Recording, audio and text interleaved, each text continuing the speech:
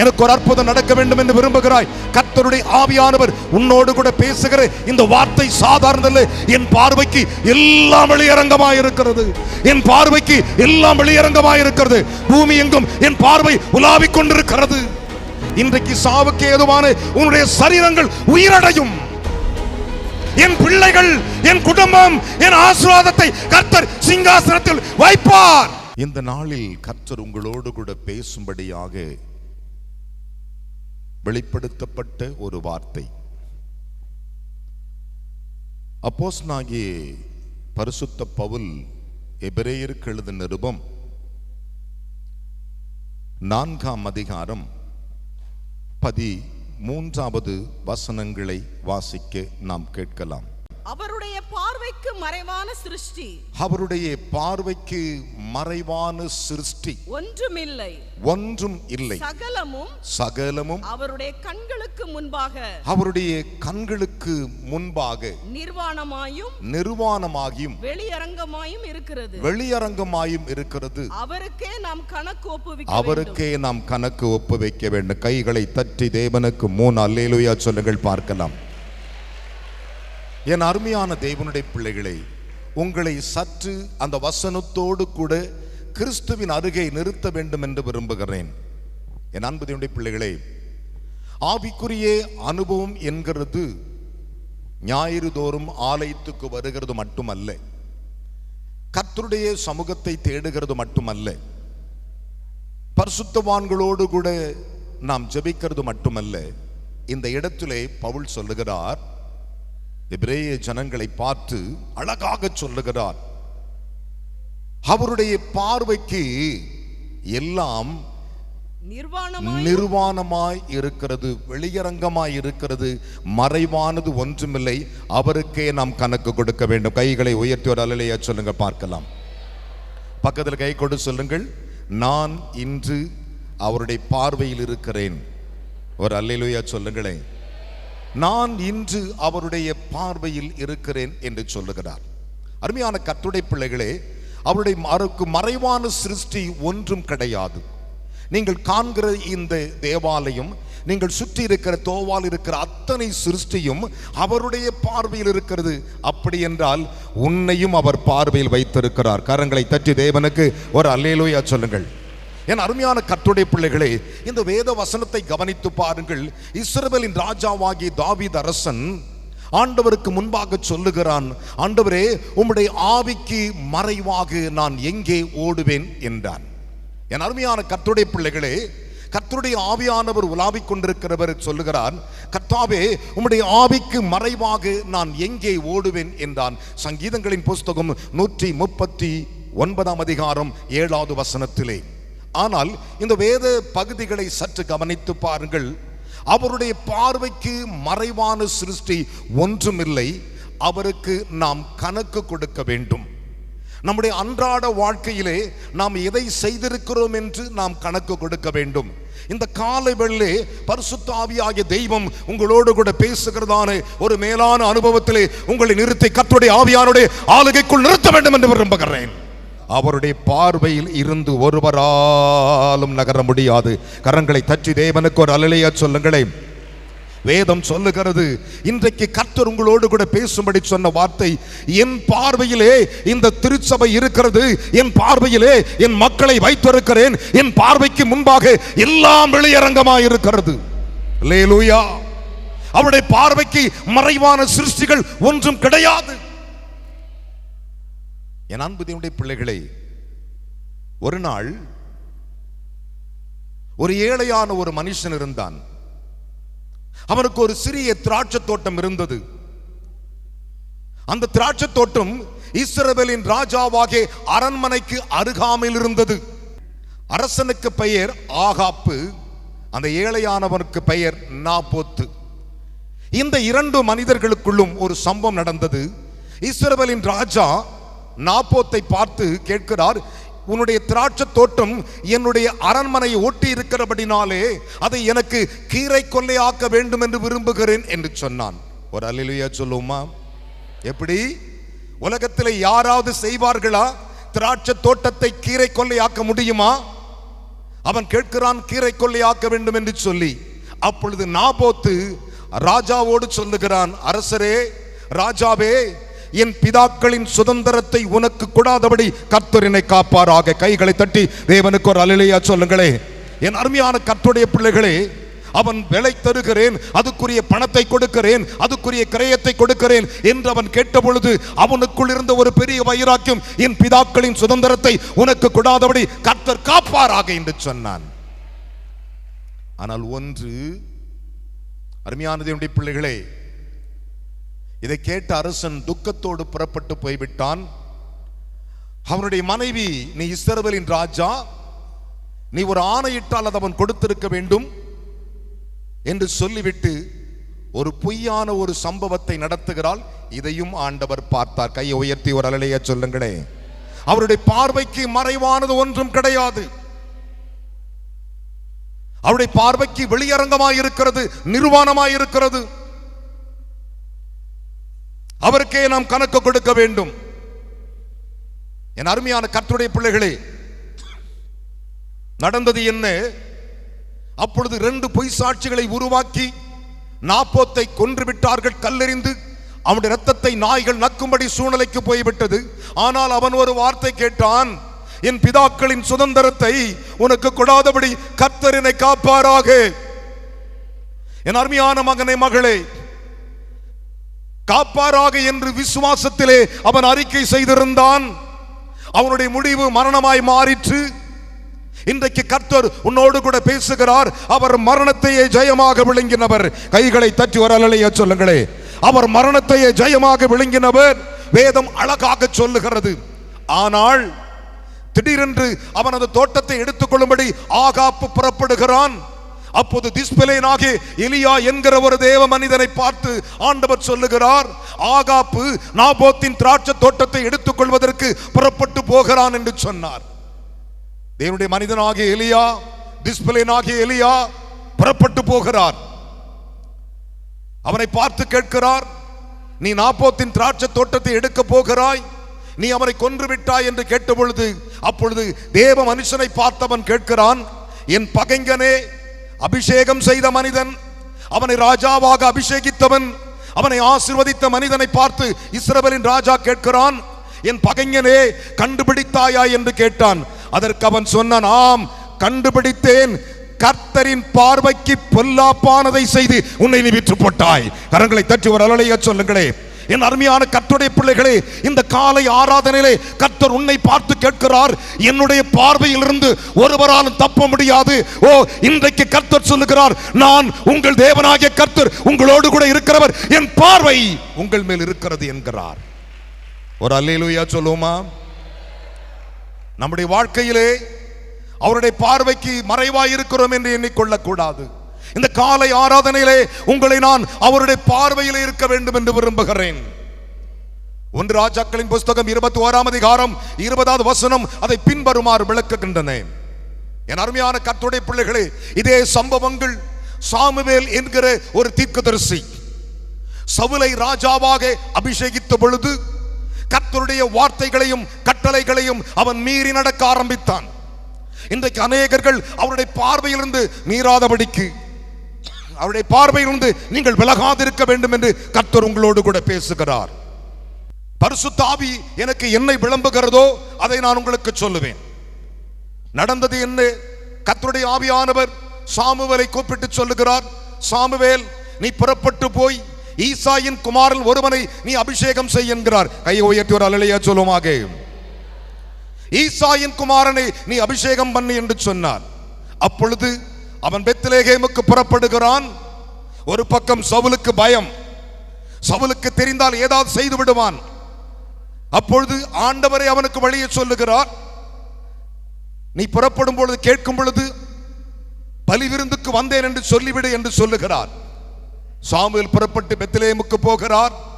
அந்த மூப்பர்கள், பட்டணத்தின் மனிதர்கள், ஈசாயினுடைய தகப்பனர் எல்லாரும் வருகிறார்கள். ஆனால் ஒரு காரியம் நடக்கிறது. என் அருமையான கர்த்தருடைய பிள்ளைகளே, ஒரு சம்பவம் நடக்கிறது. இவன் தைல கொப்பை நிரப்பிக் கொண்டு அங்கே போகிறான். அந்த தைல கொப்பையை எதை வெளிப்படுத்துகிறது? கர்த்தருடைய அபிஷேகத்தை வெளிப்படுத்துகிறது. யாருடைய பார்வை மேல் படுகிறதோ அவன் மேல் தம்முடைய தைல கொப்பையின் அபிஷேகத்தை ஊற்ற வல்லவராயிருக்கிறார். கரங்களை தட்டி தேவனுக்கு ஒரு அல்லேலூயா சொல்லுவோமாக. இன்றைக்கு அநேகர்கள் அபிஷேகம் என்கிறது துள்ளுகிறது அல்ல. கர்த்தருடைய பார்வை யார் மேல் படுகிறதோ அவர்களை கர்த்தர் அபிஷேகிக்கிறவராயிருக்கிறார். அவனோ கர்த்தரின் பார்வைக்கு பொல்லாப்பானதை செய்தான். இங்கே சவுல் கர்த்தருடைய பார்வைக்கு பொல்லாப்பானதை செய்கிறான். நடந்த ஒரு சம்பவம் என்ன? அப்பொழுது மூத்தவனை கொண்டு வந்து நிறுத்துகிறார்கள். அவனுடைய சரீர உயரத்தையும் ஆள் தடகாத்திரத்தையும் அவனுடைய புயபலத்தையும் பார்க்கிறார்கள். சாமுவேல் இவனாக்கும் என்று சொல்லி அவனை அபிஷேகிக்க தீர்மானித்த பொழுது தைல கொப்பை சாய்க்கும் பொழுது கர்த்தர் சொல்லுகிறார், சாமுவேல் சாமுவேல், இவன் அல்ல, இவனை நான் புறக்கணித்தேன். இவன் சரீர வளர்ச்சியும் தோற்றத்தை பார்க்காதே, மனுஷர் பார்க்கிற பிரகாரமாய் நான் பார்ப்பதில்லை. நான் கர்த்தர், நான் இருதயத்தை பார்க்கிறவர். கைகளை தட்டி தேவனுக்கு ஒரு அல்லேலூயா சொல்லுங்க பார்க்கலாம். பலத்த கைகளை தட்டி. நான் கர்த்தர், நான் இருதயத்தை பார்க்கிறவர். இன்றைக்கு உன்னை பார்த்த ஆண்டவர் சொல்லுகிறார், அவருடைய பார்வைக்கு எல்லாம் வெளியரங்கமாய் இருக்கிறது. இந்த முதலாம் நாள், இந்த முதல் செய்திகளிலே உங்களோடு கூட கர்த்தர் பேசுகிற ஒரு வார்த்தை, கர்த்தரின் பார்வையிலே இந்த ஆலயம் பட்டுவிட்டது, இந்த திருச்சபை பட்டுவிட்டது. கர்த்தருடைய பார்வை இந்த சபையின் மேல் இருக்கிறபடினாலே கர்த்தர் இன்றைக்கு உங்களுக்கு விரோதமாய் இருந்த பார்வைகளை நிர்மலமாக்கிவிட்டு கர்த்தருடைய பார்வை உங்களை அபிஷேகிக்க போகிறது. கரங்களை தட்டி தேவனுக்கு சத்தமாய் ஒரு அல்லேலூயா சொல்லுவோம். என் அருமையான மகனே மகளே, 1 சாமுவேல் 16ஆம் அதிகாரம் 7வது வசனம் அதை பின்வருமாறு விளக்குகிறது. என் அன்பு தெய்வ ஜனமே, இந்த வார்த்தைகளை சற்று கவனித்து பாருங்கள். இஸ்ரவேல் ஜனங்களை வழிநடத்தின மோசேயை பார்த்து ஆண்டவர் சொன்னார், மோசே, இந்த ஜனங்களுக்கு ஒரு கட்டளை கொடு என்று சொன்னார். என்ன சொன்னார் தெரியுமா? நீ உன் தேவனாகிய கர்த்தரின் பார்வைக்கு, கரங்களை தட்டி தேவனுக்கு ஒரு அல்லேலூயா சொல்லுங்கள் பார்க்கலாம். நீ உன் தேவனாகிய கர்த்தருடைய பார்வைக்கு, நம்முடைய பார்வை அவரை பார்க்க வேண்டும். அவருடைய பார்வை நம்மை பார்க்குமானால் நாம் மட்டுமல்ல, நம்முடைய பிள்ளைகளும் ஆசீர்வாதமாய் இருப்பார்கள். கரங்களை தட்டி தேவனுக்கு ஒரு அல்லேலூயா சொல்லுவோமாக. நம்முடைய பார்வையும் அப்படித்தான் இருக்க வேண்டும். உபாகமத்தின் புஸ்தகம் 12ஆம் அதிகாரம் 28வது வசனங்களை நாம் வாசிக்க கேட்கலாம். உபாகம் 12:28. நீ உன் தேவனாகிய கர்த்தரின் பார்வைக்கு, நீ உன் தேவனாகிய கர்த்தரின் பார்வைக்கு நன்மையும் செம்மையுமானதை செய்வதினால், நன்மையும் செம்மையுமானதை செய்கிறபடினால், நீயும் உனக்கு பின்வரும் உன் பிள்ளைகளும், நீயும் உனக்கு பின்வருகிற உன்னுடைய பிள்ளைகளும் என்றென்றைக்கும் நன்றாய் இருக்கும்படிக்கு, எனக்கு முன்பாக இருக்கும்படிக்கு, நான் உனக்கு கற்பிக்கிற இந்த எல்லா வார்த்தைகளையும் நீ கவனித்து கேள். கைகளை தட்டி தேவனுக்கு ஒரு அல்லேலூயா சொல்லுங்கள் பார்க்கலாம். இந்த செய்தியை கேட்கிற அருமையான கர்த்தருடைய பிள்ளைகளே, நீ மட்டுமல்ல, உன் பிள்ளைகள் மட்டுமல்ல, நீங்கள் என்னுடைய பார்வைக்கு நன்மையும் செம்மையுமானதை செய்வீர்களானால் நான் கற்றுக் கொடுக்கிற இந்த கற்பனையின் வார்த்தைகளை நீங்கள் கவனமாய் கேட்டு கவனிப்பீர்களானால் கர்த்தரின் பார்வை உங்கள் மேல் இருக்கும். அல்லேலூயா, அல்லேலூயா. கர்த்தரின் பார்வை உங்கள் ஒவ்வொருவரோடு கூட இருக்கும் பிரியமானவர்களே. ஏனென்றால் அவருடைய பார்வைக்கு நீ நன்மையானதை செய்திருக்கிறாயா? இந்த காலை ஆராதனையிலே ஆண்டவரை பார்த்து சொல்லுகிறார், என் பிள்ளைகளே, என் பார்வைக்கு எல்லாம் வெளியரங்கமாய் இருக்கிறது, என் பார்வைக்கு நிர்வாணமாய் இருக்கிறது, எனக்கு கணக்கு கொடுக்க வேண்டியவர்களாய் இருக்கிறீர்கள், நான் உங்களை ஆசீர்வதிக்கிற தேவனாய் இருக்கிறேன். ஆனால் ஒன்றை நீங்கள் மனதில் வைத்துக் கொள்ள வேண்டும், கர்த்தருடைய பார்வைக்கு நாம் நன்மைக்குரியவர்களாய் இருக்க வேண்டும். அநேகருடைய ஆவிக்குரிய வாழ்க்கைகளிலே அவருடைய பார்வையிலே நாம் நன்மை இல்லாதவர்களாய் இருக்கிறோம். நன்மை இருக்குமானால் கர்த்தர் உன்னை அபிஷேகிக்கிறவராய் இருக்கிறார். சாமுவேல் சரீர வளர்ச்சியை பார்த்து இவன் என்று நினைத்து விட்டான். மாபெரும் தீர்க்கதரிசி சரீர வளர்ச்சியை பார்க்கிறான். அப்படியே 7 பேரும் நிற்கிறார்கள். அந்த நேரத்தில் கூட சாமுவேல், ஆண்டவரே, நான் யாரை செய்ய வேண்டும் என்று கேட்கவில்லை. அவனுடைய ஒரே ஒரு கட்டளை ஆண்டவர் அபிஷேகிக்கு சொல்லிவிட்டார். ஆண்டவருடைய வார்த்தை சொல்லிவிட்டது. இதுதான் அவன் கவனித்திருந்தான். அதற்கு பின்பு அவன் கவனிப்பதை மறந்து போனான். இன்றைக்கு உன்னோடு கூட கர்த்தர் பேசுகிறார், நீ கவனிப்பாயானால் என்னுடைய நன்மை உனக்கு நான் வழங்காதிருப்பது எப்படி? வேதம் சொல்லுகிறது, நீ உன் தேவனாகிய கர்த்தரின் பார்வைக்கு செம்மையும் நன்மையுமாய் செய்ய வேண்டும். ஒரு தகப்பனுடைய பிள்ளைகள் தாய் 4 பேரு, ஒரு தகப்பனுடைய பிள்ளைகள் தாய் 4 தாய், விவாகம் செய்த தாய் 2 தாய், அவர்களுக்கு கொடுக்கப்பட்ட மறுமனையாட்டிகள் 2 பேர். 4 தாய்க்கும் 12 பிள்ளைகள் பிறக்கிறார்கள். அதிலே அவனுடைய தகப்பன் யோசேப்பை அதிகமாய் நேசித்தான். மற்ற 10 சகோதரர்களும் அவனுக்கு விரோதமாய் எழும்பினார்கள். அவனுக்கு விரோதமாய் எழும்பி அவனை குழியிலே போட்டார்கள். ஆண்டவர் பார்க்கிறார். அவன் கதறுகிறான், அண்ணா இருட்டாயிருக்கிறது, என்னை தூக்கி விடுங்கள் அண்ணா என்று கதறுகிறான். அவருடைய பார்வை படுகிறது. என் அருமையான மகனே மகளே, ஆனால் ஒன்று நடந்தது. அவன் எகிப்திற்கு போகிறான். கர்த்தர் அவனை ஆசீர்வதித்து நிறுத்துகிறார். அதுவரை அவனுடைய பார்வை, கர்த்தருடைய பார்வை அவன் மேல் இருந்தது. அப்பொழுது தன் சகோதரரை பார்த்து சொன்னான், நீங்களோ எனக்கு தீமை செய்ய நினைத்தீர்கள், வெகு ஜனங்களை உயிரோடு காக்கும்படி கர்த்தர் அதை நன்மையாய் முடிய பண்ணினார். கரங்களை தட்டி தேவனுக்கு ஒரு அல்லேலூயா சொல்லுங்க பார்க்கலாம். அவருடைய பார்வையிலே உனக்கு நன்மை இருக்குமானால், இன்றைக்கு உனக்கு நான் சொல்லுகிறேன், உனக்கு தீங்கு செய்தவர்களுக்கு முன்பாக கர்த்தர் உனக்கு நன்மைகளை முடிய பண்ண வல்லமை உள்ளவராயிருக்கிறார். காயின் காணிக்கை அவர் அங்கீகரிக்கவில்லை. நடந்தது என்ன? அவன் தன் சகோதரனை கொலை செய்து விடுகிறான். நடந்து விடுகிறது. ஓடிக்கொண்டிருக்கிறான். ஆண்டவர் அவனை பார்த்து கேட்கிறார், காயினே, ஏன் உனக்கு முகநாடி வேறுபடுகிறது? ஏன் எரிச்சலாய் இருக்கிறாய்? நன்மை செய்தால் மேன்மை இல்லையோ? உன் வாசற்படியிலே பாவம் படுத்து கிடக்கிறது. கரங்களை தட்டி தேவனுக்கு ஒரு அல்லேலூயா சொல்லுங்கள் பார்க்கலாம். வேதம் சொல்லுகிறது, ஆதியாகமம் 4ஆம் அதிகாரம் 6-7 கூறுகிறது, ஆனால் ஓ என் ஜனமே, நீ கர்த்தரின் பார்வைக்கு நன்மையும் செம்மையானமை செய்வாயானால், இன்றைக்கு கர்த்தர் சொல்லுகிறார், என்னுடைய பார்வை உன்மேல் பட்டபடினாலே நான் உனக்கு நன்மை செய்கிற தேவனாயிருக்கிறேன். வேதம் அழகாக சொல்லுகிறது. அதனால தான் சொன்னார், என்னிடத்தில் யார் அன்பு கூறுகிறார்களோ அவர்களுக்கு நான் நன்மை செய்கிற ஆண்டவர். ஒரு அல்லேலூயா சொல்லுங்களே. ரோமர் 8:28 வாசித்து பாருங்கள். என் அருமையான கர்த்தருடைய பிள்ளைகளே, சங்கீதம் 34:10 வாசித்து பாருங்கள். சங்கீதங்களின் புஸ்தகம் 85:12 வாசித்து பாருங்கள். சங்கீதங்களின் புஸ்தகம் 103:5 வாசித்து பாருங்கள். என் அருமையான சகோதரனே, கர்த்தருடைய நன்மை எவ்வளவு பெரியது என்று நீங்கள் அறிந்து கொள்ளலாம். வேதத்திலே 66 புஸ்தகம் இருக்கிறது. இதில் 8,10,697 வார்த்தை இருக்கிறது. 35,66,480 எழுத்து இருக்கிறது. எல்லாம் அவருக்குள் ஆம் என்றும் ஆமென் என்றும் இருக்கிறது. இல்லை என்றே இல்லை. கைகளை தட்டி தேவனுக்கு 3 அல்லேலூயா சொல்லுங்கள் பார்க்கலாம். பலத்த கைகளை தட்டி இன்றைக்கு கர்த்தர் இந்த காலை ஆராதனையிலே, இந்த தேவாலயத்திலே பரிசுத்த ஆவியானவர் எனக்கு சொன்னார், நான் என்னுடைய கண்களின் பார்வை அந்த ஆலயத்தில் படுகிறது. இன்றைக்கு ஆராதனைக்கு வந்திருக்கிற நீ, ஒருவேளை கணவன் வராமல் இருந்திருக்கலாம், பிள்ளைகள் வராமல் இருந்திருக்கலாம், ஆனால் இன்றைக்கு இந்த இடத்திற்கு வந்திருக்கிற உன்மேல் அவருடைய பார்வை பட்டுவிட்டது. ஒரு அல்லேலூயா சொல்லுங்கள் பார்க்கலாம். மெய்யாகவே அவருடைய பார்வைக்குள் நீ வந்து விட்டாய். அவருடைய பார்வைக்குள் வந்து விட்டாய் சகோதரனே. வேதம் சொல்லுகிறது, நான் சொல்லவில்லை, அதைத்தான் ஆண்டவர் சொன்னார். மீகாவை பார்த்து, என் வார்த்தை நன்மையை வழங்காதிருக்குமோ என்றார். மீகாவின் புஸ்தகம் 2:7 வாசித்து பாருங்கள். அதைத்தான் ஆண்டவர் சொன்னார்.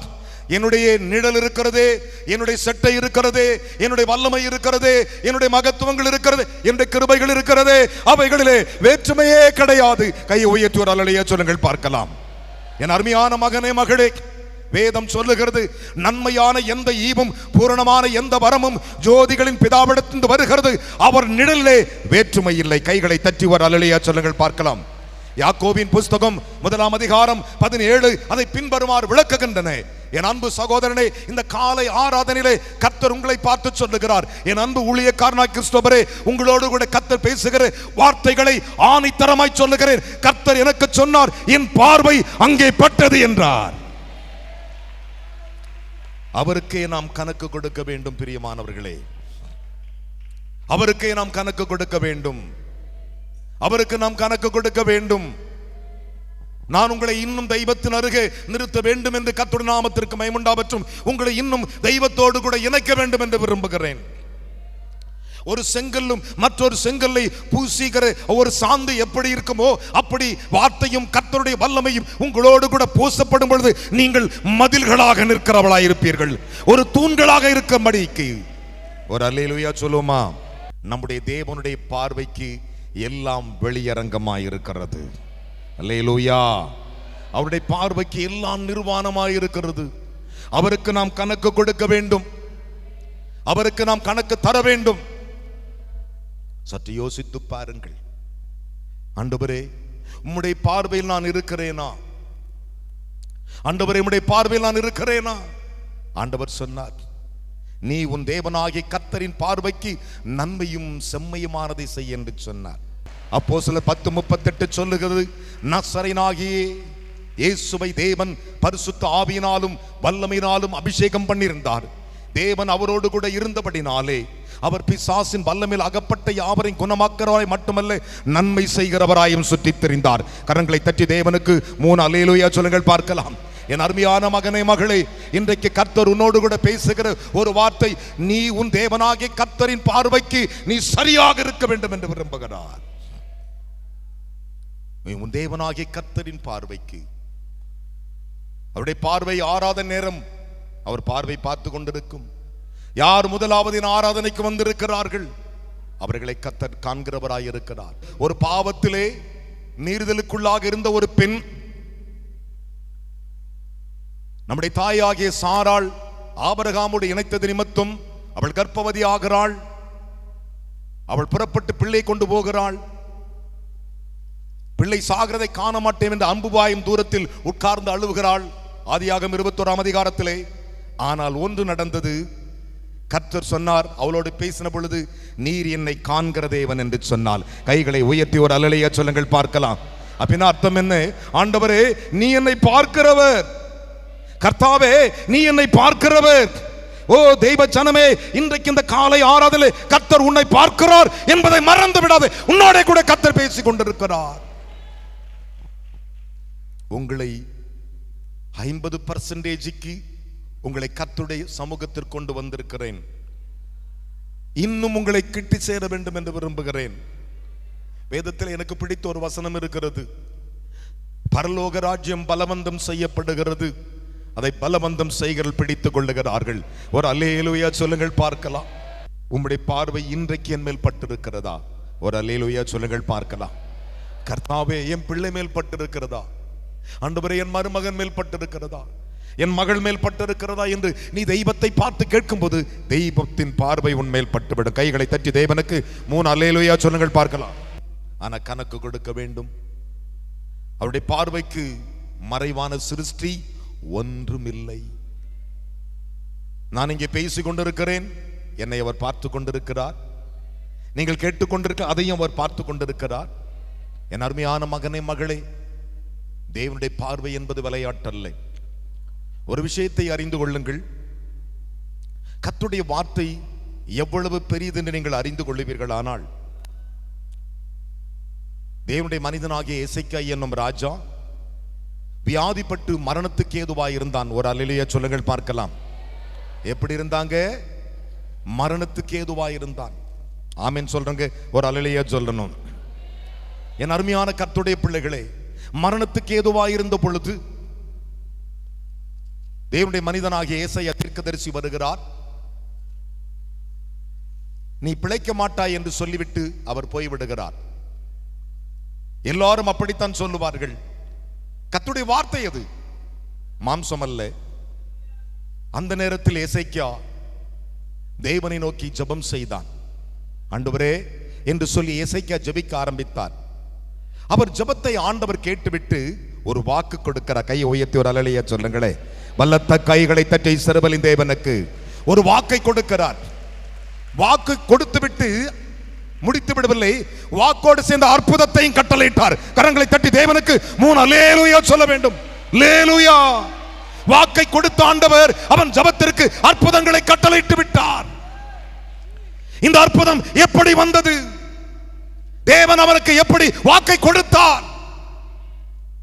அவன் ஜெபிக்கும் பொழுது ஒன்றை சொல்லி ஜெபித்தான். தேவனுடைய தீர்க்கதரிசி வருகிறார். நீ பிழைக்க மாட்டாய், மரித்து போவாய், உன் வீட்டு காரியங்களை ஒழுங்குபடுத்து என்று சொல்லுகிறார். ஆனால் எசேக்கியா ஜெபித்தார். எசேக்கியா ஜெபிக்கிறார் ஆண்டவரை பார்த்து. அந்த ஜெபத்தை ஆண்டவர் கேட்கிறார். கேட்டுவிட்டு ஒரு வாக்கு கொடுக்கிறார். என்ன கொடுக்கிறார் தெரியுமா? நீ மரிப்பதில்லை. ஒரு அல்லேலூயா சொல்லுங்கள் பார்க்கலாம். 3ஆம் நாளில் என் ஆலயத்திற்கு போவாய். ஒரு அல்லேலூயா சொல்லுங்களே. என் நாமத்தை மகிமைப்படுத்துவாய் என்று சொல்லி கர்த்தர் பேசுகிறார். இந்த வாக்கு எப்படி வருகிறது? வாக்கை கொடுத்த ஆண்டவர் அற்புதத்தையும் கட்டளையிட்டார். ஒரே நேரத்தில் நடக்கிற வாக்கில் 2 நாளாகமத்தின் புஸ்தகம் 32ஆம் அதிகாரம் 24 அதை பின்வருமாறு விளக்குகிறது. இந்த அற்புதம் அவனுக்கு எப்படி நடந்தது? தேவனுடைய மனிதனாகிய ஏசாயா சொல்லிவிட்டார்.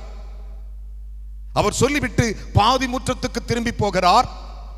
அப்பொழுது எசேக்கியா சுவர் பக்கமாய் திரும்பி, ஆ கர்த்தாவே, உமக்கு முன்பாக நான் என்ன நீதிகேடு செய்தேன்? ஒரு அல்லேலூயா சொல்லுங்களே. ஒரு கரங்களை உயர்த்தி ஒரு அல்லேலூயா சொல்லுங்களே. ஆ கர்த்தாவே, நான் உமக்கு முன்பாக உண்மை முத்தமாயிருந்தேன், உன் பார்வைக்கு முன்பாக நான் என்ன நீதிகேடு செய்தேன்? கரங்களை தட்டி தேவனுக்கு ஒரு அல்லேலூயா சொல்லுங்கள் பார்க்கலாம். இந்த ஜெபம் எசேக்கியாவை தலைகீழாக மாற்றியது. வாக்குத்தத்தம் கொடுத்தது. அவன் கேட்ட கேள்வி, கர்த்தாவே, உம்முடைய பார்வைக்கு நான் நலமானதை செய்தேன் என்பதை நினைத்தருளும் என்றான். கரங்களை தட்டி தேவனுக்கு 3 அல்லேலூயா சொல்ல மாட்டீங்களா? கைகளை தட்டி அப்பாவுக்கு ஆர்ப்பரித்து சொல்லுங்கள். வாக்குத்தத்தம் வருகிறது, அற்புதம் நடக்கவில்லை, அற்புதம் காணப்படவில்லை. தெய்வத்தின் கிருபைகளினால் உங்களுக்கு சொல்லுகிறேன், கர்த்தருடைய பரிசுத்த நாமத்திற்கு மகிமை உண்டாகட்டும். தெய்வம் உங்களோடு கூட பேசுகிற வார்த்தை அதுதான். தேவனுடைய மனிதன் சொல்லுகிறான். அந்த சொல்லையே பொய்யாக மாற்றிவிட்டது. என்ன? பார்வை. ஒரு அல்லேலூயா சொல்லுங்களே. பார்வை. அவன் சொல்லுகிறான், கர்த்தாவே, நான் உம்முடைய பார்வைக்கு நலமானதை செய்தேன் என்பதை நினைத்தருளும் என்று கேட்டான். நாம் அப்படி அவரை பார்த்து கேட்க முடியுமா? ஆண்டவரே, உம்முடைய பார்வைக்கு நான் சரியா இருக்கிறேனா? அவருடைய பார்வைக்கு வானங்கள் சரியா இல்லை, தேவதூதர்கள் சரியா இல்லை, புத்தியினத்தை சுமக்கிறார். அவருடைய பார்வைக்கு வானங்கள் சுத்தமா இல்லையா? ஆனால் எசேக்கியா சுத்தமா இருந்தான். கையை உயர்த்தி ஒரு அல்லேலூயா சொல்லுங்களே. ஆண்டவரே, உம்முடைய பார்வைக்கு நான் நலமானதை செய்தேன் என்றான். 2 ராஜாக்களின் புஸ்தகம் 20ஆம் அதிகாரம் 3வது வசனம் அதை பின்வருமாறு விளக்குகின்றன. ஏசாயா தீர்க்க தரிசனத்தின் புஸ்தகம் 38ஆம் அதிகாரம் 3வது வசனங்கள் அதை பின்வருமாறு விளக்குகின்றன. இன்றைக்கு கர்த்தர் இந்த காலை ஆராதனையிலே உன்னோடு கூட பேசுகிற ஒரே ஒரு கார்த்தை என்ன தெரியுமா? என் பார்வை. ஒரு அல்லேலூயா சொல்லுங்களே. இந்த செய்தியை கேட்டுக்கொண்டிருக்கிற அருமையான தேவனுடைய பிள்ளைகளே, கர்த்தருடைய ஆவியானவர் உங்கள் ஒவ்வொருவரோடு பேசுகிறார்.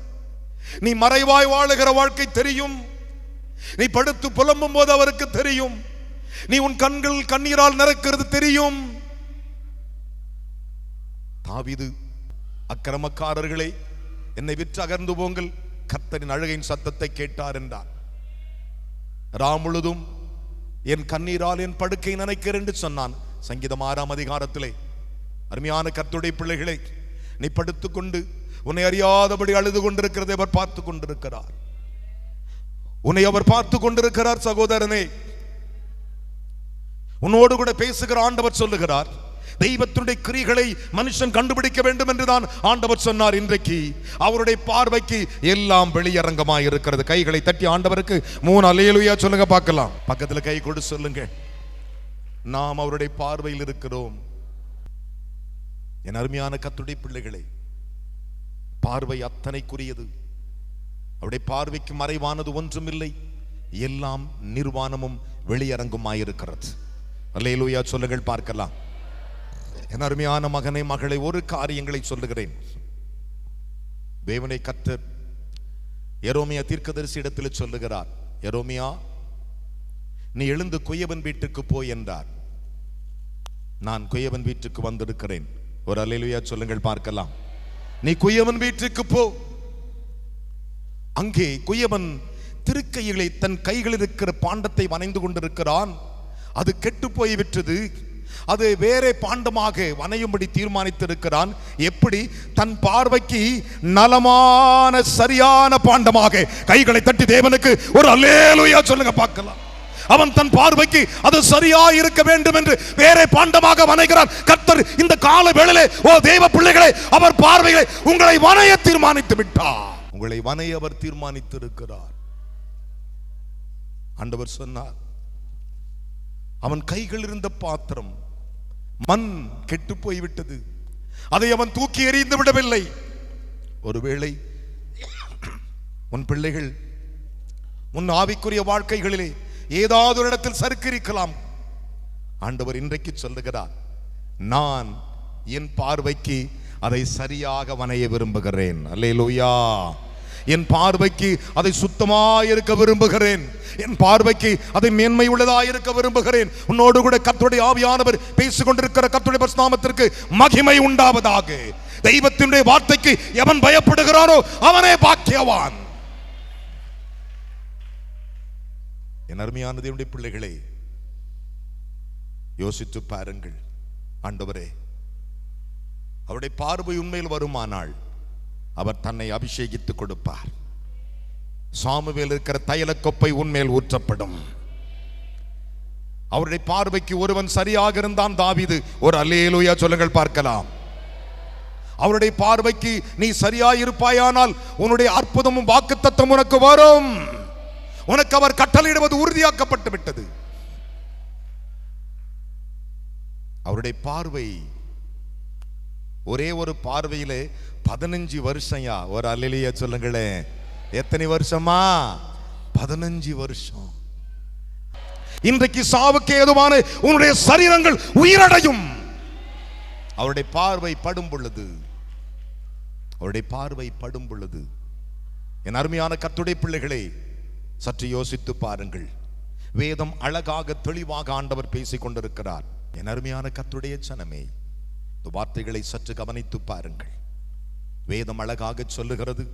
எரேமியாவின் புஸ்தகம் 18ஆம் அதிகாரம் 4வது வசனங்களை வாசிக்க நாம் கேட்கலாம்.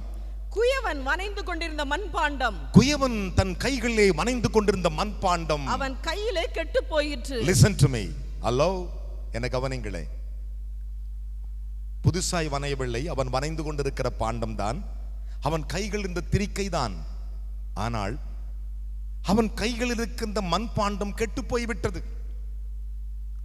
என் அருமையான கர்த்தருடைய பிள்ளைகளே, சில நேரங்களில் அப்படி ஒரு சூழ்நிலைகள் நமக்கு வந்து விடுவது உண்டு. நாம் அவர்கள் பட்சமாய் திரும்புவதில்லை. ஆனால் ஆண்டவர் சொல்லுகிறார், வாசிக்கலாம். அப்பொழுது அதை திருத்தமாக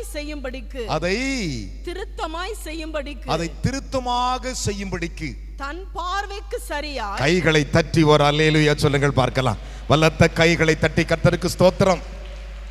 தன் பார்வைக்கு ஆண்டவர் சொல்லுகிறார், என் பார்வைக்கு உங்களை நான் சரியாக இன்னும் செய்ய போகிறேன். அல்லேலூயா, அல்லேலூயா. இந்த குயவன் கைகளில் இருக்கிற களிமண் போல், ஓ இந்த திருச்சபையின் மக்கள் என் கரத்தில் இருக்கிறார்கள். கரங்களை தட்டி தேவனுக்கு 3 அல்லேலூயா சொல்லுங்க பார்க்கலாம். வல்லத்த கைகளை தட்டி. என் அருமையான மகனே, மகளே, நம்முடைய ஆண்டவரை சற்று கவனித்து பாருங்கள். எத்தனை பெரிய தேவன்! ஆனால் அந்த நேரத்திலே வனைவதற்கு நாம் கொடுக்க வேண்டும்.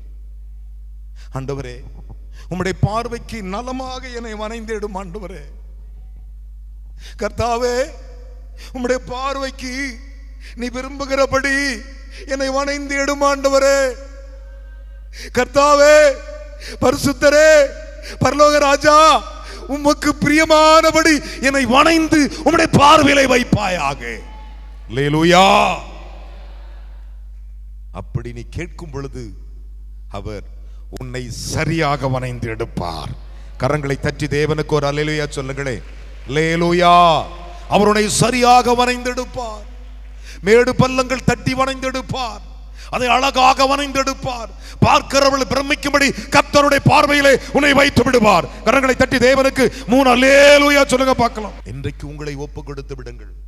இந்த காலை ஆராதனையிலே ஆண்டவரே, உம்முடைய பார்வைக்கு என்னுடைய போதகர் வனைய விரும்புகிறார், அதற்கு என்னை சரியாக தருகிறேன்.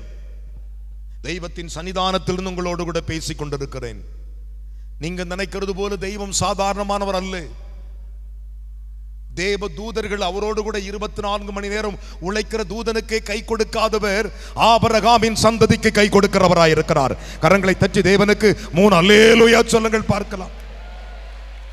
இரவும் பகலும் அவருக்காக ஓடிக்கொண்டிருக்கிற லட்சோப லட்ச தூதர்கள் அவருக்கு ஒரு தூதனுக்கும் அவர் கை கொடுத்ததே கிடையாது. தூதன் மேல் அவர் பார்வை பட்டது இல்லை. ஆனால் நம்மேல் அவருடைய பார்வைப்படுகிறது. ஒரு அல்லேலூயா சொல்லுங்கள் பார்க்கலாம். நம்மேல் அவருடைய பார்வை தெளிவாய்ப்படுகிறது. இன்றைக்கு உங்களுடைய வாழ்க்கையிலே ஒரு நல்ல ஒரு முடிவு எடுத்துக் கொள்ளுங்கள். ஆண்டவரே, காலையில் எழுந்திருக்கும் பொழுது கர்த்தாவே, இன்றைக்கு உம்முடைய பார்வை என் மேல் படட்டும். ஆண்டவரே, மத்தியான வேளை 1 இல்லை 3 வேளை நாம் சாப்பிடுகிறோம் இல்லைங்களா? ஆண்டவரே, இந்த ஆகாரத்தை உம் பார்வைக்கு முன்பு வைக்கிறேன். கைகளை தட்டி ஒரு அல்லேலூயா சொல்லுங்கள் பார்க்கலாம். என் அருமையான மகனே, மகளே, அதை அவனுடைய பார்வைக்கு சரியாயிருக்கும்படி வேறே பாண்டமாக வனைந்தான். இன்றைக்கு கர்த்தர் சொல்லுகிறார், நேற்று வரை நீ எப்படி இருந்து எனக்கு தெரியாது, இன்றைக்கு என் பார்வைக்கு உன்னை சரியாக வனைய விரும்புகிறேன். கரங்களை தட்டி தேவனுக்கு ஒரு அல்லேலூயா சொல்லுங்க பார்க்கலாம். பலத்த பலத்த பலத்த கைகளை தட்டி உம்முடைய பார்வைக்கு நான் சரியாக வனைய விரும்புகிறேன். ஆண்டவரே, உம்முடைய பார்வைக்கு நீ சரியாக இருக்க வேண்டும் என்று விரும்புகிறேன். அதனால தான் ஆண்டவர் சொன்னார், எபிரேயருக்கு எழுதும்போது பவுல் சொன்னார், அவருடைய பார்வைக்கு எல்லாம் வெளியரங்கமாயிருக்கிறது. அவருடைய பார்வைக்கு எல்லாம் வெளியரங்கமாயிருக்கிறது. எல்லாருக்கும் சரீரத்தில் சோர்வுகள் வரும், எல்லாருக்கும் பலவீனங்கள் வரும்.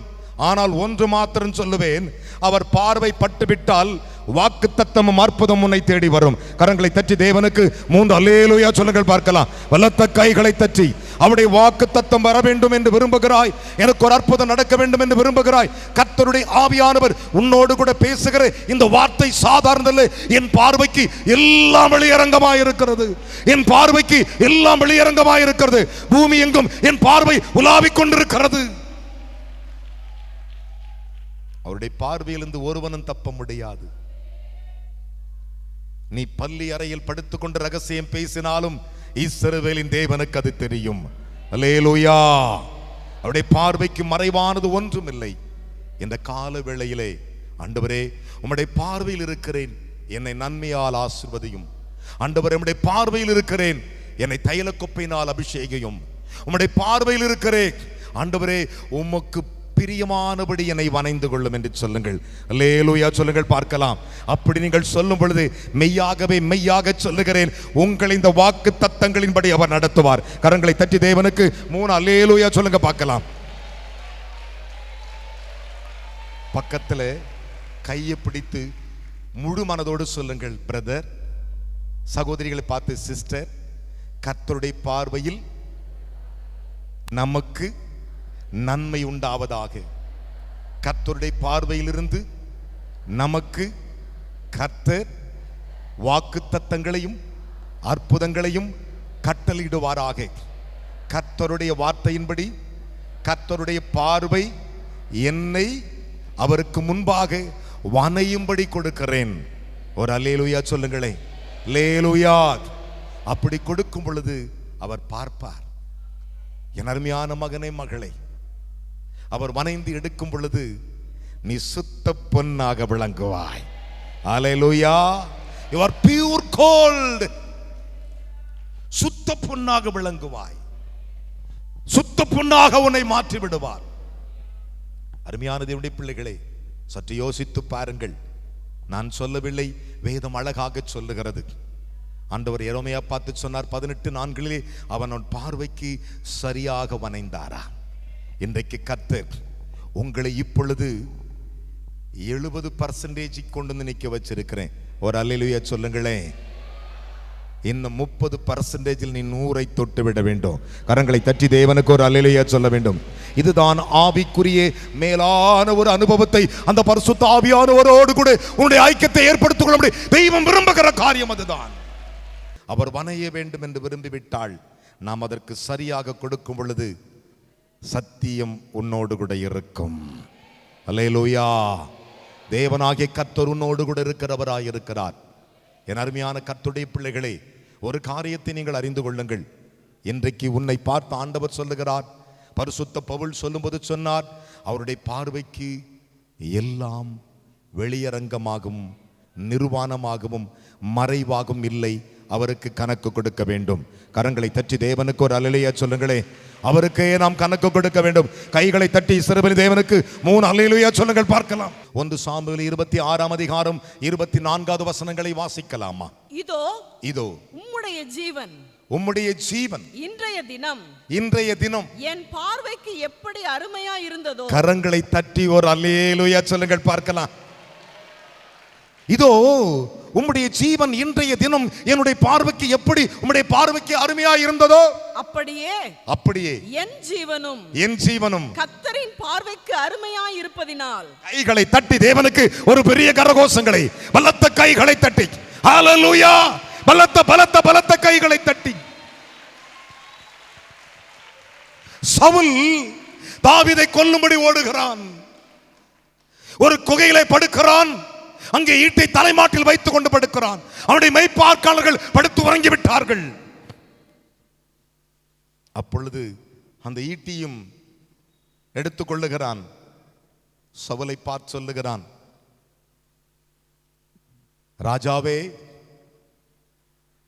உன்னுடைய ஜீவன் இன்றைய தினம் என் பார்வைக்கு எப்படி அருமையா இருந்ததோ. நல்ல கவனிங்க. ஒரு தாவீதின் பார்வைக்கு சவுல் ஜீவன் அதிகமாக அருமையாய் இருக்குமானால், ஒரு மனுஷன் தான் அபிஷேகம் பண்ணப்பட்ட மனுஷன், தேவனுடைய பார்வையினால் அபிஷேகம் பண்ணப்பட்டவன். ஒரு அல்லேலூயா சொல்லுங்களே. அல்லேலூயா. அருமையாய் இருந்தபடினால் அப்படியே என் ஜீவனும் கர்த்தரின் பார்வைக்கு அருமையாய் இருப்பதினால். கையை தட்டி ஒரு அல்லேலூயா சொல்லுங்களே. இதுல என்ன வித்தியாசத்தை காண்கிறீர்கள்? சவுலுடைய ஜீவன் தாவீதின் பார்வையில் இருந்தது, தாவீதின் ஜீவன் கர்த்தரின் பார்வையில் இருக்கிறது. கரங்களை தட்டி என்னை கவனிக்க வேண்டும். கையிலே ஈட்டி, அவன் தண்ணீர் குவளைகள் இருக்கிறது. தாவீது சொல்லுகிறான், என்னுடைய பார்வையில் உன் ஜீவன் அருமையாய் இருக்கிறது. அப்படியே அவன் சொல்றான் பாருங்க, சவுல் ராஜா, என்னை துரத்திட்டு இருக்கிறியே, உன் துரத்துதலுக்கு எண்டு. ஒரு அல்லேலூயா சொல்லுங்களேன். இன்றைக்கு கர்த்தர் சொல்லுகிறார், என் பார்வை உன்மேல் பட்டுவிட்டது, உங்களுக்கு விரோதமாய் இருந்தவர்களுக்கு எண்டு. கரங்களை தட்டி தேவனுக்கு ஒரு அல்லேலூயா சொல்லுங்க பார்க்கலாம். இன்றைய தினம், என்னைக்கு இது? இன்றைய தினம், டுடே. தாவீதின் பார்வைக்கு சவுலின் ஜீவன் அருமையாய் இருக்குமானால், கர்த்தரின் பார்வைக்கு என் ஜீவனும் கர்த்தரின் பார்வைக்கு அருமையாய் இருப்பதினால். கரங்களை தட்டி கர்த்தருக்கு ஸ்தோத்திரம். என் ஜீவனும் என்னுடைய வாழ்க்கையும் என்னுடைய ஆதாரமும் என்னுடைய குடும்பம் கர்த்தரின் பார்வைக்கு அருமையாய் இருக்கிறதால் கர்த்தர் என்னை எல்லா உபத்திரவத்திற்கும் நீங்களாக்கி விடுவாரா? என்னை எல்லா உபத்திரவத்திற்கும் சொல்லுங்க, எல்லா பாடுகளுக்கும் எல்லா பிரச்சனைகளுக்கும் என்னை நீங்களாக்கி விடுவிப்பார் அவருடைய பார்வை. இப்ப கை கொடுத்து சொல்லுங்க, பிரதர் சிஸ்டர், ஒரு மனுஷனுடைய பார்வைக்கு ஒரு ஜீவன் தப்புகிறது என்றால், கர்த்தரின் பார்வைக்கு நான் அருமையானவனும் எல்லா உபத்திரவத்தை நீங்களாக்கி விடுவிக்கிறவர். அல்லேலூயா, அல்லேலூயா. அதுதான் அவருடைய ஜீவ வல்லமை. இப்ப சொல்லுங்க, அவருடைய பார்வைக்கு எல்லாம் வெளியரங்கமாயிருக்கிறது. என் அருமையான மகனே, மகளே, யோசித்து பாருங்கள். இதுவரை உங்களுக்கு விரோதமாக இருந்த வல்லமைகள் அடைக்கப்படுகின்றன. விசுவாசிக்கிறவர்கள் 3 அல்லேலூயா சொல்லணும். ஹல்லேலூயா. கர்த்தரின் பார்வை உங்கள் மேல் இந்த காலை ஆராதனையிலே, 2ஆம் ஆராதனையிலே பட்டுவிட்டது. அதுக்காக நான் கர்த்தரை ஸ்தோத்திரிக்கிறேன். அந்த அருமையான கர்த்தருடைய பிள்ளைகளை இந்த ஆலயத்தின் மேல் பட்டுவிட்டது, அதுக்காய் கர்த்தரை ஸ்தோத்திரிக்கிறேன். இதை தேவைகளை பட்டுவிட்டது, அதுக்காய் கர்த்தரை ஸ்தோத்திரிக்கிறேன். மெய்யாகவே கர்த்தருடைய ஊழியக்காரனாகி, அவருடைய அப்போஸ்தலர் ஒருவனாகி, அவருடைய தீர்க்கதரிசிகள் ஒருவனாகி, அவருடைய மெய்ப்பொருள் ஒருவனாகி, அவருடைய சுவிசேஷம் ஒருவனாகி, அவருடைய போதகர்கள் ஒருவனாகி, அவருடைய சானாதிபதிகள் ஒருவனாய் சவாலோடு சொல்லுகிறேன், கர்த்தரின் பார்வை உங்கள் மேல் இருக்கிறது. நம்புகிறீர்களா? நம்புறேன்னு சொல்றவங்க தலைமையில கை நம்புறேன். அல்லேலூயா, நான் நம்புறேன். என் அருமையான கர்த்தருடைய பிள்ளைகளே, நம்முடைய தேவன் எவ்வளவு பெரியவர் தெரியுமா? நம்முடைய கர்த்தர் எவ்வளவு பெரியவர் தெரியுமா? என் அன்பு சகோதரனே, சகோதரியே, வேதத்தை சற்று கவனித்து பாருங்கள். 1 சாமுவேலின் புஸ்தகம் 29ஆம் அதிகாரம் 6வது வசனங்களை வாசிக்க நாம் கேட்கலாம். 1 சாமுவேல் 29:6. அப்பொழுது ஆகீஸ் தாவீதை அழைத்து, நீ உத்தமன் என்றும். நல்லா கவனிங்க, அந்த வசனத்துக்கு ஒரு முத்தம் கொடுங்களேன் ஆண்டவருக்கு. 1 சாமுவேல் 29:6. யாருக்கோ முத்தம் கொடுக்குறோங்கோ, ஆனா வசனத்து பாருங்க. அப்பொழுது ஆகீஸ் தாவீதை அழைத்து, நீ உத்தமன் என்றும் நீ பாளையத்தில் என்னோட போக்கும் வரத்துமாய் இருக்கிறது. கையை உயர்த்தி ஒரு அல்லேலூயா சொல்லுங்களே. அவன் சொல்றான் தாவீதை பார்த்து, நீ உத்தமன். யாருடைய பார்வைக்கு? ஏன் பார்வைக்கு உத்தமன். வாசிக்கலாம். நீ பாளையத்தில் என்னோட போக்குவரத்துமாய் இருக்கிறது. நீ பாளையத்தில் என்னோடு கூட போக்குவரத்துமாய் இருக்கிறாய். என் பார்வைக்கு நல்லது என்றும், என் பார்வைக்கு நல்லது என்றும் கர்த்தருடைய ஜீவனை கொண்டு சொல்லுகிறேன். கையை தட்டி ஒரு அல்லேலூயா சொல்லுங்களே. அல்லேலூயா. எவ்வளவு அழகான வார்த்தைகள். பக்கத்துல கை சொல்லுங்க. கர்த்தரின் ஜீவனை கொண்டு சொல்லுகிறேன், அவருடைய பார்வைக்கு நாம் உத்தமர்களாக.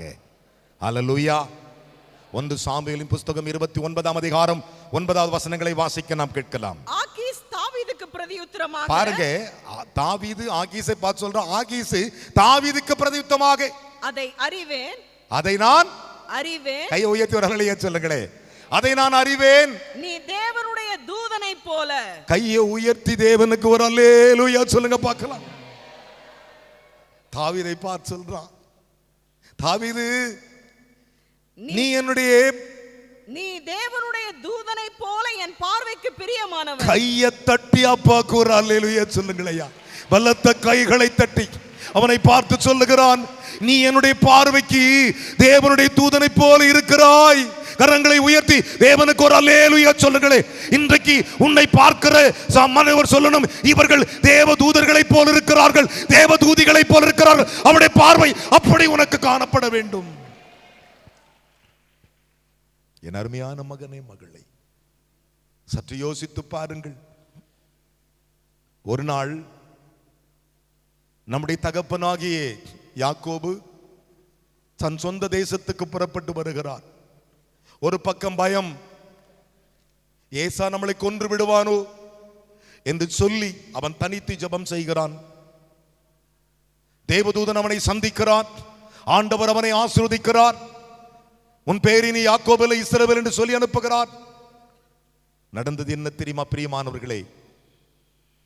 தன் சகோதரனை சந்திக்கிறார். அவன் வெகுமதி கொடுக்கிறானோ, வாங்கவில்லை. ஆனால் யாக்கோபு ஏசாவையே பார்த்து சொல்றான், என் ஆண்டவனே, உங்களை பார்க்கும் பொழுது தேவதூதனை போல் இருக்கிறீர்கள் என்றான். கைகளை தட்டி ஒரு அல்லேலூயா சொல்லுங்கள் பார்க்கலாம். ஆதியாகமம் 33:10 சொல்லுகிறது, இன்றைக்கு உன்னோடு கூட கர்த்தர் பேசுகிறார். அவருடைய பார்வைக்கு நீங்கள் ஒரு தூதர்களை போல காணப்படும். கரங்களை தட்டி ஆண்டவருக்கு, அவருடைய பார்வைக்கு நாம் தூதர்களை போல் இருக்க வேண்டும். அதுதான் ஆண்டவருடைய பார்வை. இன்றைக்கு இந்த காலை ஆராதனையிலே ஆண்டவர் உங்களோடு கூட பேசுகிற ஒரு மகா பெரிய வார்த்தை என்னவென்றால், என் பார்வைக்கு எல்லாம் வெளியரங்கமாயிருக்கிறது. என் பார்வைக்கு மறைவான சிருஷ்டி ஒன்றுமில்லை. என் பார்வைக்கு எல்லாம் தெளிவாயிருக்கும். என்னுடைய பார்வை என்கிறது, அருமையான கர்த்தருடைய பிள்ளைகளே, சூரியனை விட வல்லமை வாய்ந்தது அவருடைய பார்வை. கரங்களை தட்டி கர்த்தருக்கு ஒரு அல்லேலூயா சொல்லுங்களேன்.